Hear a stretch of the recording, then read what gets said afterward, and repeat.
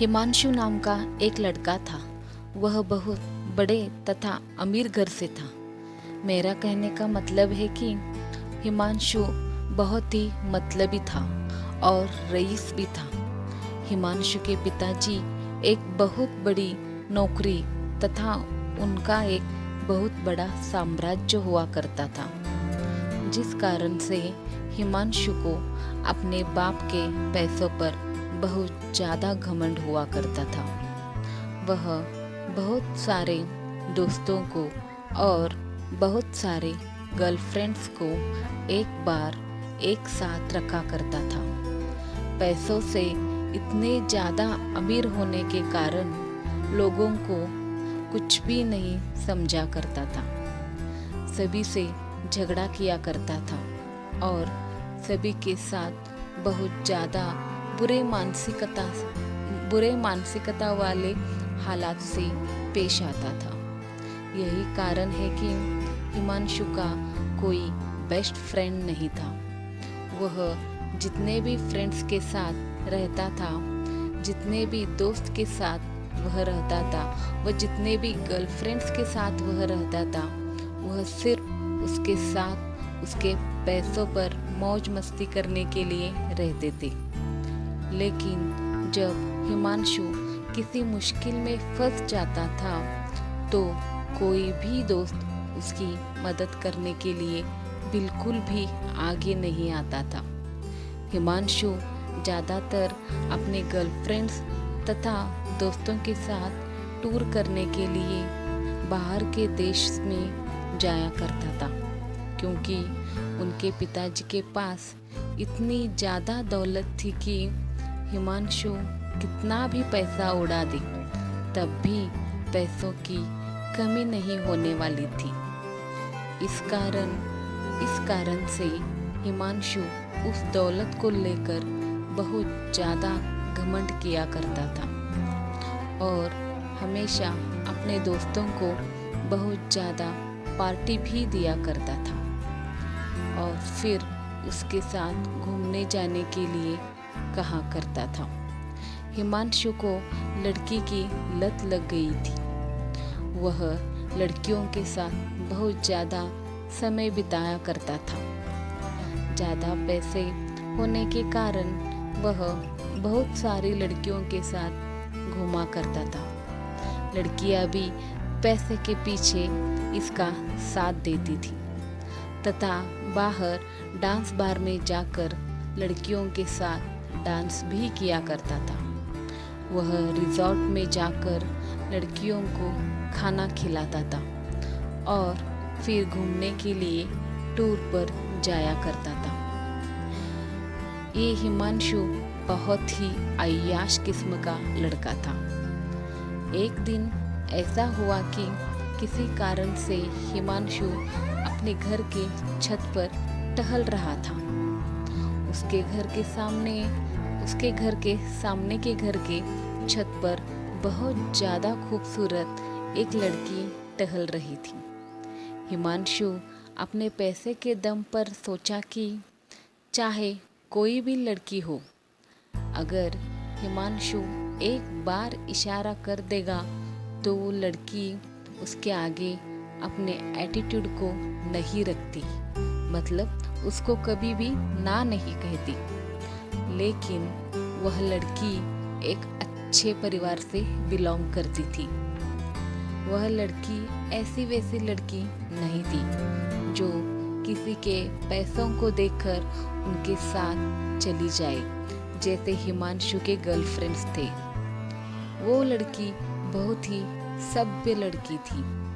उस लड़की को हंसाने के लिए हिमांशु बहुत तरह से उसको लालच देने का प्रयास करता है, लेकिन वह लड़की ऐसी वैसी लड़की बिल्कुल भी नहीं थी कि किसी की बातों में आ जाए। हिमांशु जितने लोगों को, जितनी लड़कियों को उसके पास भेजता था बोलने के लिए, लेकिन वह लड़की बिल्कुल भी बात मानने के लिए तैयार नहीं थी। वो हिमांशु के साथ बात करने के लिए तैयार ही नहीं थी। हिमांशु लड़की के लिए दानव जैसे पागल होता जा रहा था, क्योंकि उसको वो लड़की चाहिए थी। क्योंकि हिमांशु के अंदर इतनी ज़्यादा एटीट्यूड था कि अगर वह लड़की ने ना कर दिया तो हिमांशु को बहुत ज़्यादा गुस्सा आया करता था। हिमांशु सोच रहा था, जिस कारण से भी वह लड़की मना कर रही है, हम चाहे कितना भी पैसा उसे दे कि ना दे, अपने साथ उसे घूमने पर मजबूर कर देंगे। हिमांशु अपने फ्रेंड्स को उस लड़की के घर बहुत सारा पैसा लेकर भेजता है। लड़की को बोलो कि जितना पैसा लेना है लो, जितना खाना खाना है, जितना घूमना है मेरे से ले लो, लेकिन मेरे साथ घूमने के लिए तैयार हो जाओ। लेकिन किसी भी परिस्थिति में वह लड़की तैयार होने पर राजी ही नहीं हो रही थी। इस बात को सुनकर हिमांशु को बहुत ज़्यादा गुस्सा आ रहा था। अब धीरे धीरे हिमांशु बिल्कुल भी बदलने लगा था, क्योंकि उस लड़की ने उसे बदल दिया। वो सोच रहा था कि अब थोड़े धीरे से काम चला के देखता हूँ। हिमांशु अब उस लड़की के अलावा कोई भी लड़की को नहीं देखता था। जितने भी लड़की के साथ हिमांशु घुमा करता था, अब वह उन लड़कियों से बिल्कुल भी दूर हो चुका था। अब वह ज़्यादातर वक्त अपने घर में ही गुजारा करता था, क्योंकि वो लड़की हिमांशु को बहुत ही पसंद आ गई थी। जब वह लड़की अपने छत पर आया करती है तो हिमांशु अपनी चाहत से उस लड़की को निहारने का प्रयास करता था, उसे मनाने का प्रयास भी करता था।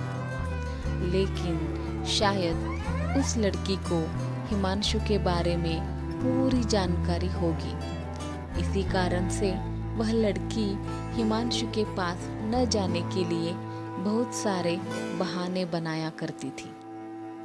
उस लड़की के पिताजी सरकारी विभाग में कार्य कर रहे थे, जिनका ट्रांसफ़र होने के बाद वह हिमांशु के घर के पास वाले अपार्टमेंट में रहने के लिए आई थी।